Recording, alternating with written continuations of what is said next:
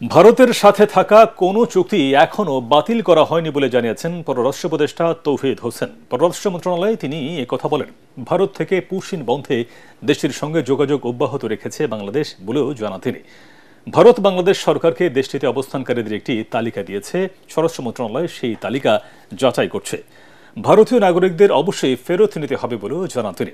ভারতের স্থলবন্দর দিয়ে তৈরি পোশাক রফতানি বন্ধের বিষয়ে ভারতের সঙ্গে যোগাযোগ হয়েছে কিনা এমন প্রশ্নের জবাবে উপদেষ্টা বলেন, এ বিষয়ে একটি চিঠি পাঠানো হচ্ছে, এটি বাণিজ্য উপদেষ্টা দেখছেন বলেও জানান তিনি। সব চুক্তিরই আমরা আমাদের কোন অবস্থান বা আমাদের কোনখানে সমস্যা আছে সেগুলি আমরা আইডেন্টিফাই করার চেষ্টা করছি এবং সময় মতো সেগুলি ভারতের সাথে টেক আপ করা হবে। অপসারণের কোনো বিষয় নেই। পররাষ্ট্র সচিব বিভিন্ন কারণে নিজে থেকে এখান থেকে সরে যেতে চান এবং আমরা তাকে সরে যেতে দিচ্ছি। সরে যেতে চান মানে এই দায়িত্ব থেকে চলে যেতে চান। উনি আগামী 2-1 দিনের মধ্যে দায়িত্ব ছেড়ে দেবেন।